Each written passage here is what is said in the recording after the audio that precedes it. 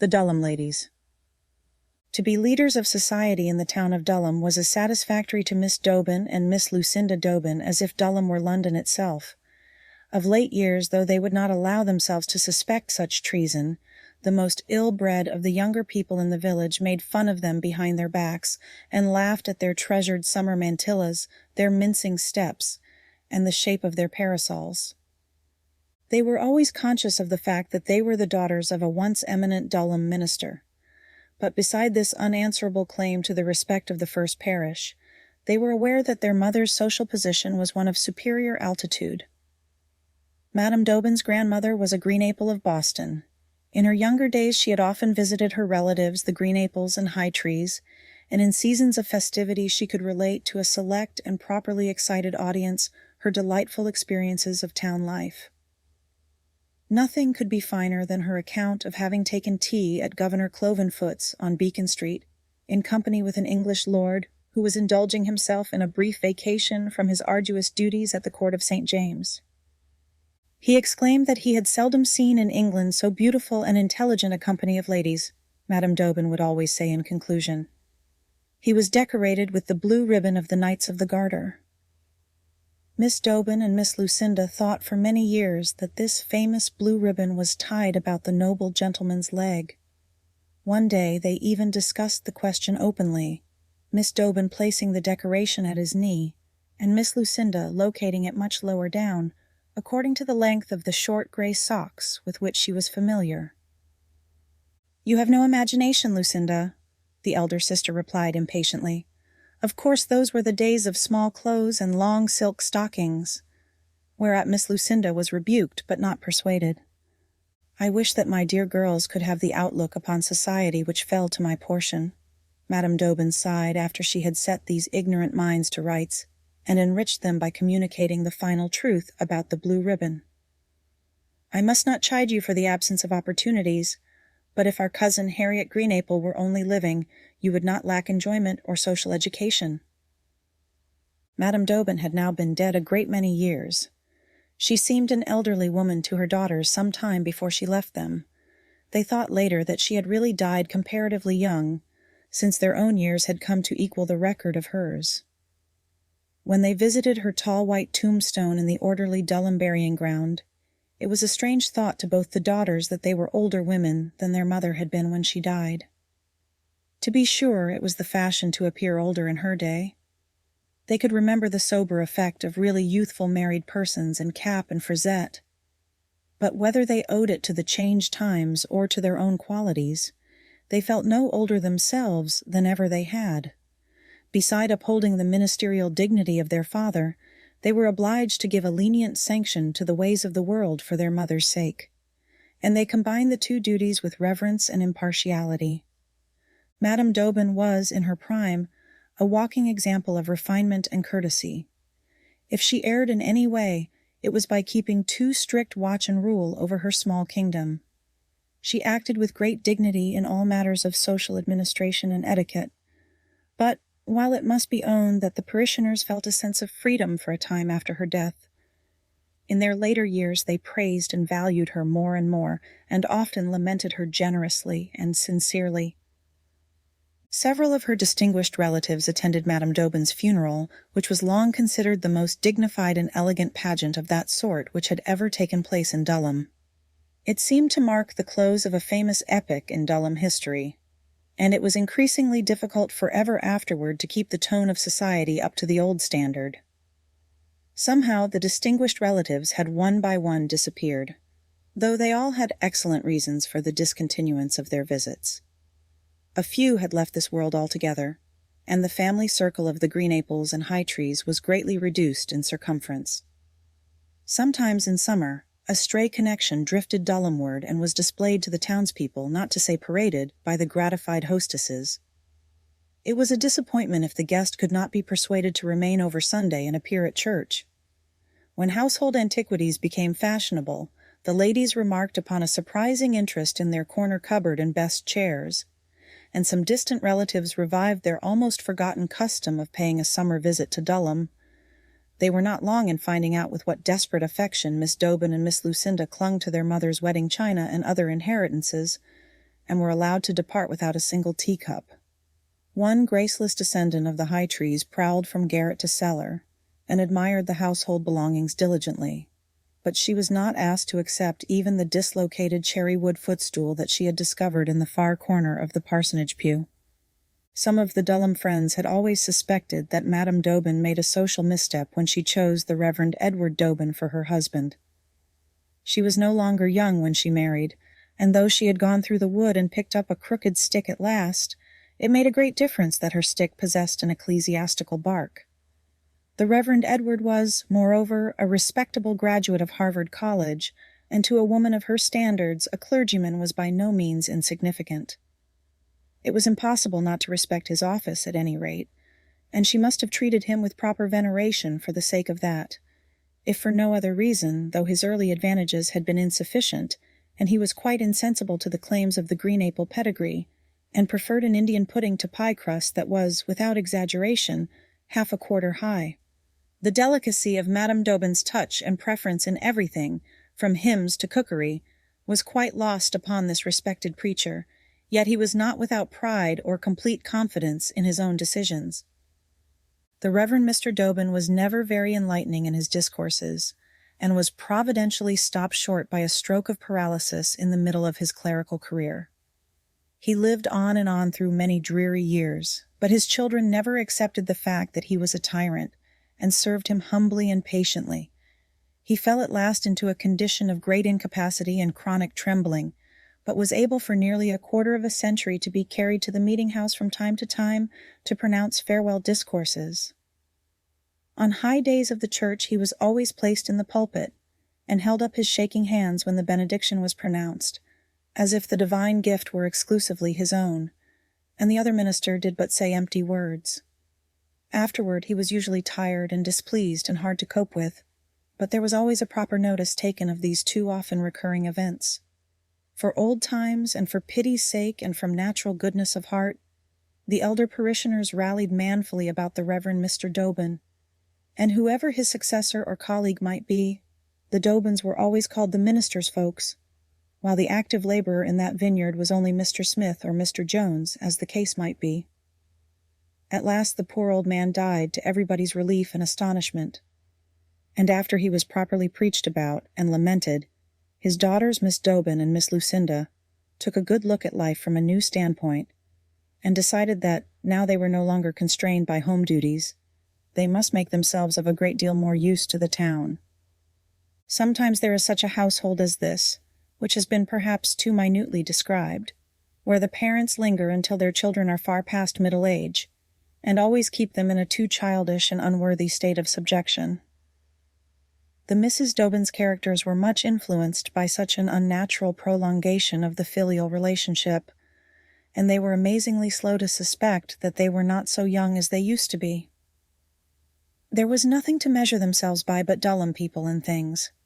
The elm trees were growing yet, and many of the ladies of the first parish were older than they, and called them with pleasant familiarity the Dobin girls. These elderly persons seemed really to be growing old, and Miss Lucinda frequently lamented the change in society. She thought it a freak of nature and too sudden blighting of earthly hopes that several charming old friends of her mother's were no longer living. They were advanced in age when Miss Lucinda was a young girl, though time and space are but relative, after all. Their influence upon society would have made a great difference in many ways. Certainly the new parishioners, who had often enough been instructed to pronounce their pastor's name as if it were spelled with one B, would not have boldly returned again and again to their obnoxious habit of saying Dobbin. Miss Lucinda might carefully speak to the neighbor and newcomers of "my sister, Miss Dobin." Only the select company of intimates followed her lead, and at last there was something humiliating about it, even though many persons spoke of them only as the ladies. The name was originally Dobin, we think, Miss Lucinda would say coldly and patiently, as if she had already explained this foolish mistake 1,000 times too often. It was like the sorrows in many a provincial chateau in the reign of terror. The ladies looked on with increasing dismay at the retrogression in society. They felt as if they were a feeble garrison, to whose lot it had fallen to repulse a noisy, irreverent mob, an increasing band of marauders who would overthrow all landmarks of the past, all etiquette and social rank.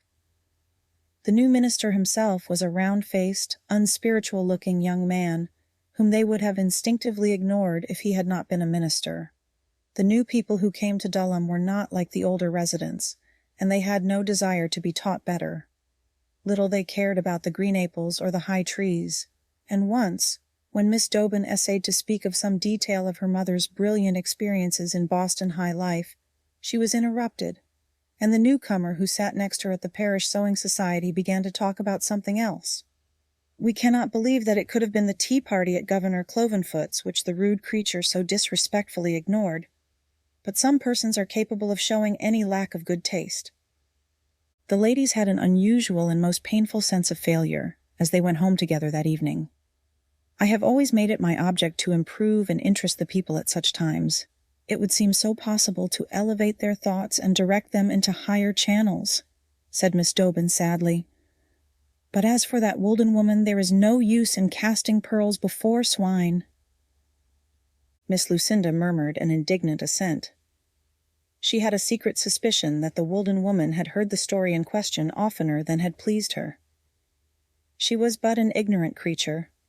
Though she had lived in Dulham 12 or 13 years, she was no better than when she came. The mistake was in treating Sister Harriet as if she were on a level with the rest of the company.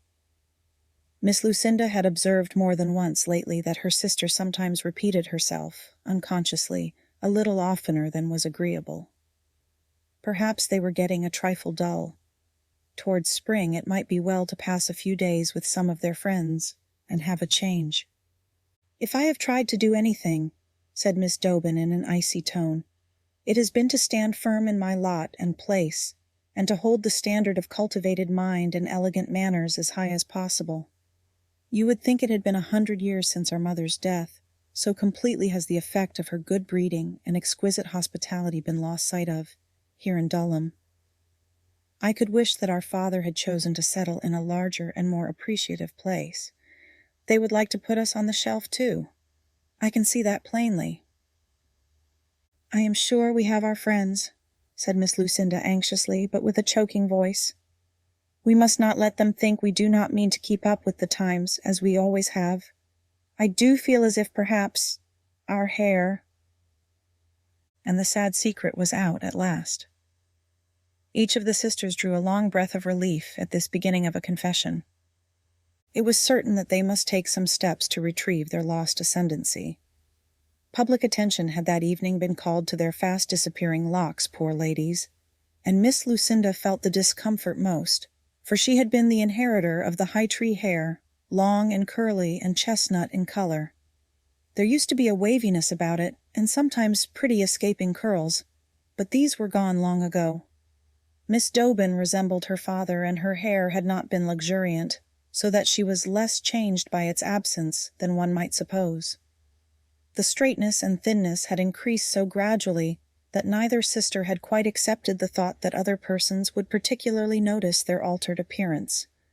They had shrunk, with the reticence born of close family association, from speaking of the cause even to each other, when they made themselves pretty little lace and dotted muslin caps. Breakfast caps, they called them, and explained that these were universally worn in town. The young Princess of Wales originated them, or at any rate adopted them. The ladies offered no apology for keeping the breakfast caps on until bedtime, and in spite of them a forward child had just spoken, loud and shrill, an untimely question in the ears of the for once silent sewing society. "Do Miss Dobbinses wear them great caps because their heads is cold?" the little beast had said, and everybody was startled and dismayed. Miss Dobin had never shown better her good breeding and valor, the younger sister thought. "No, little girl," replied the stately Harriet with a chilly smile.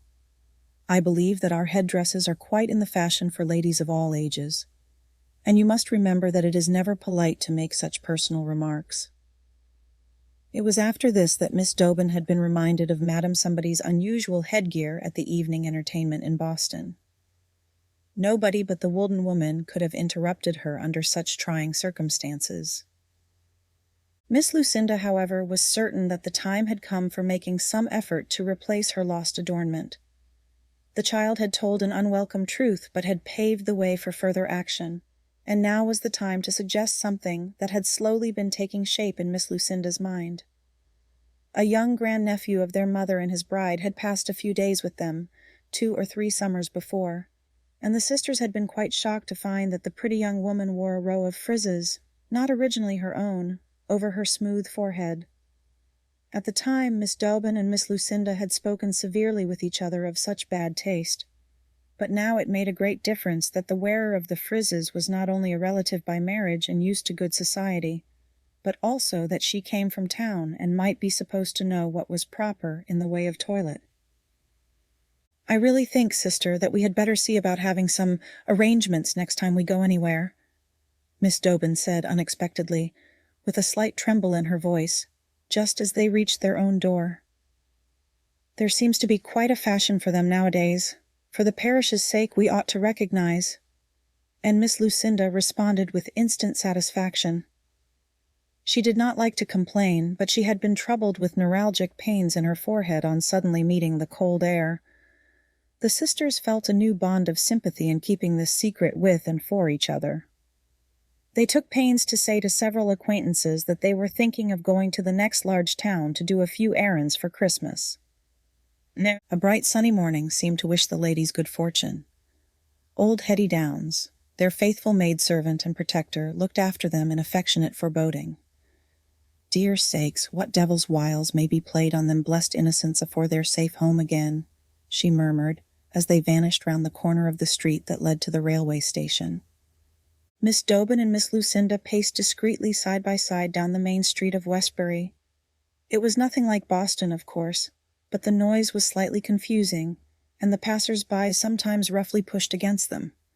Westbury was a consequential manufacturing town, but a great convenience at times like this. The trifling Christmas gifts for their old neighbors and Sunday school scholars were purchased and stowed away in their neat fail basket before the serious commission of the day was attended to. Here and there, in the shops, disreputable frizzes were displayed in unblushing effrontery, but no such vulgar shopkeeper merited the patronage of the Misses Dobbin.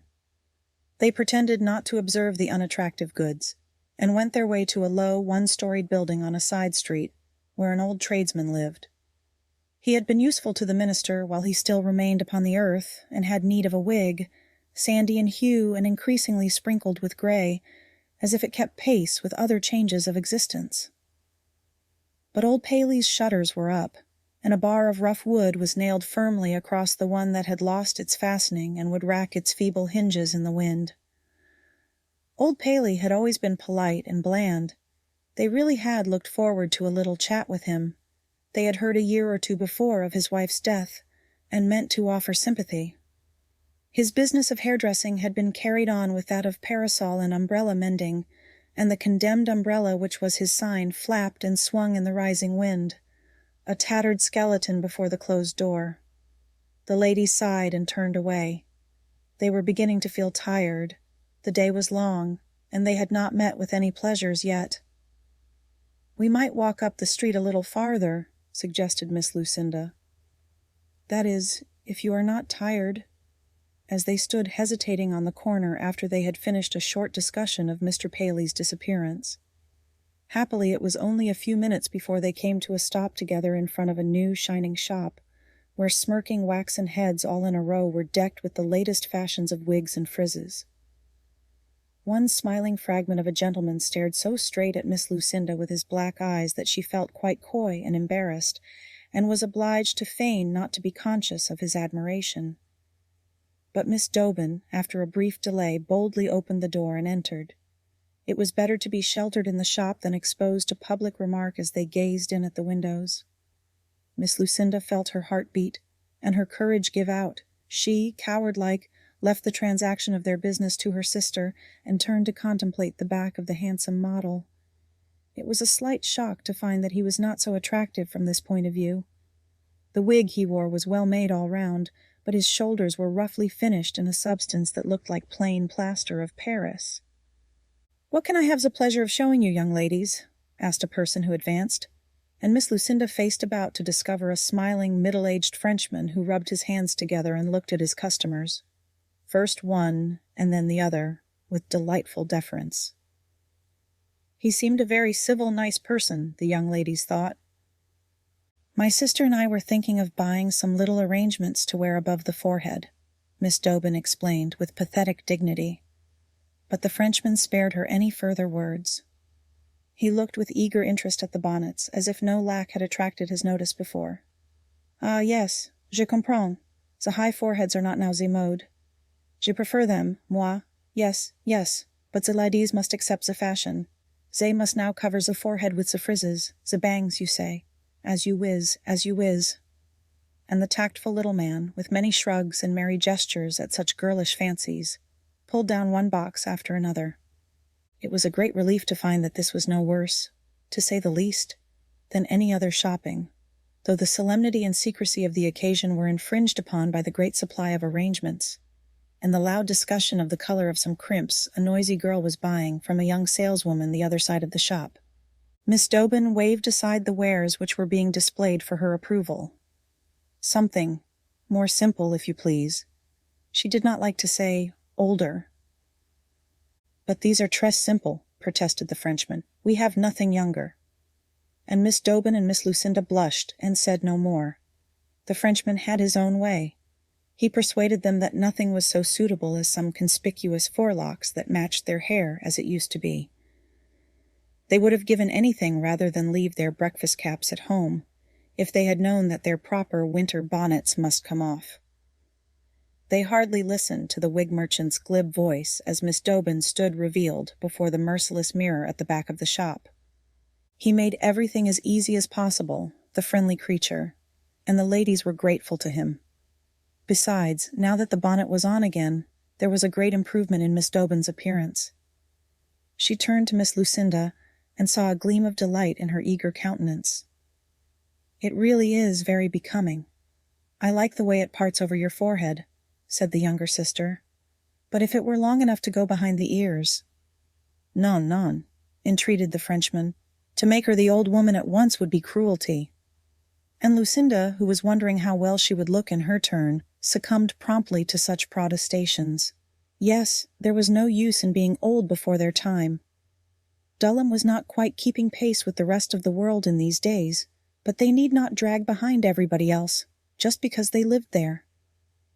The price of the little arrangements was much less than the sisters expected, and the uncomfortable expense of their reverend father's wigs had been, it was proved, a thing of the past. Miss Dobin treated her polite Frenchman with great courtesy. Indeed, Miss Lucinda had more than once whispered to her to talk French, and as they were bowed out of the shop, the gracious bonjour of the elder lady seemed to act like the string of a shower bath and bring down an awesome torrent of foreign phrases upon the two guileless heads. It was impossible to reply. The ladies bowed again, however, and Miss Lucinda caught a last smile from the handsome wax countenance in the window.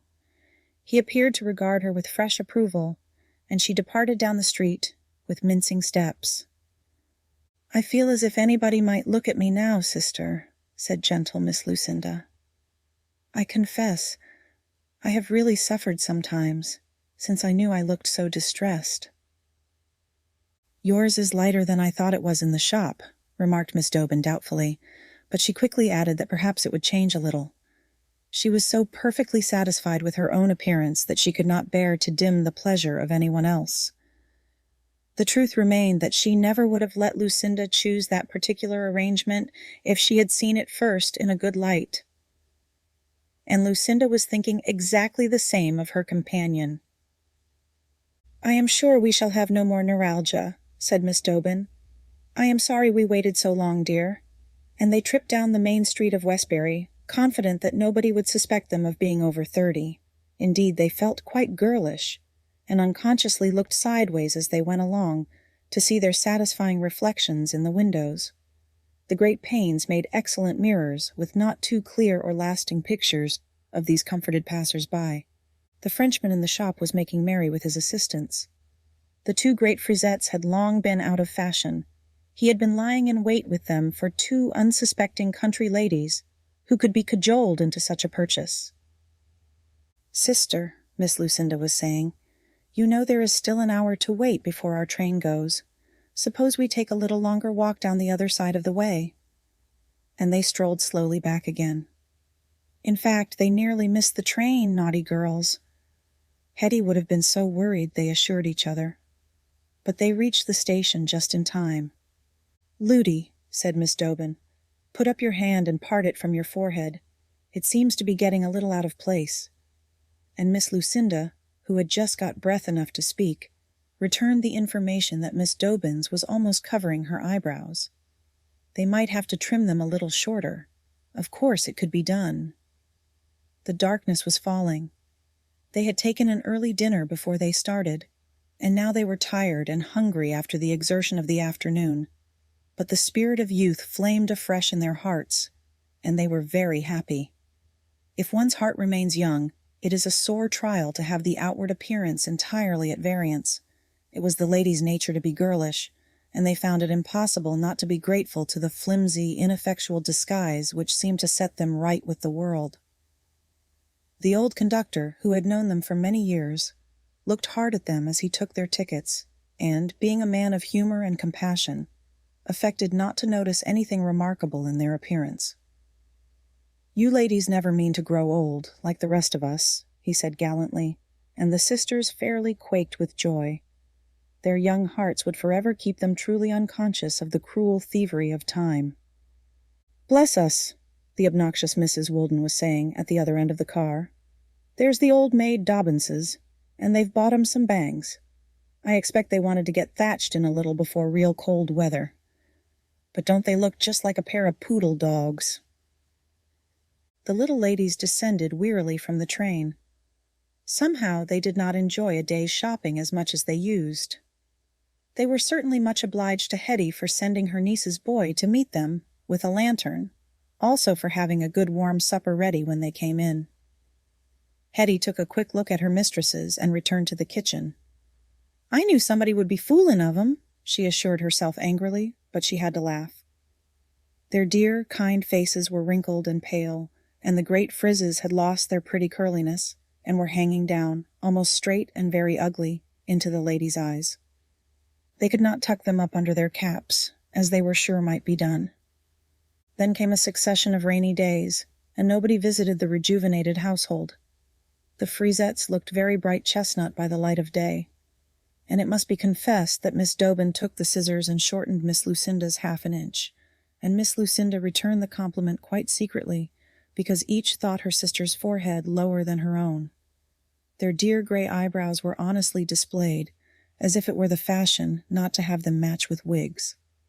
Hetty at last spoke out, and begged her mistresses, as they sat at breakfast, to let her take the frizzes back and change them. Her sister's daughter worked in that very shop, and though in the workroom would be able to oblige them, Hetty was sure. But the ladies looked at each other in pleased assurance, and then turned together to look at Hetty, who stood already a little apprehensive near the table, where she had just put down a plateful of smoking drop cakes.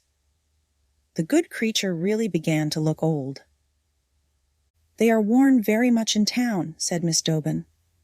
"We think it was quite fortunate that the fashion came in just as our hair was growing a trifle thin.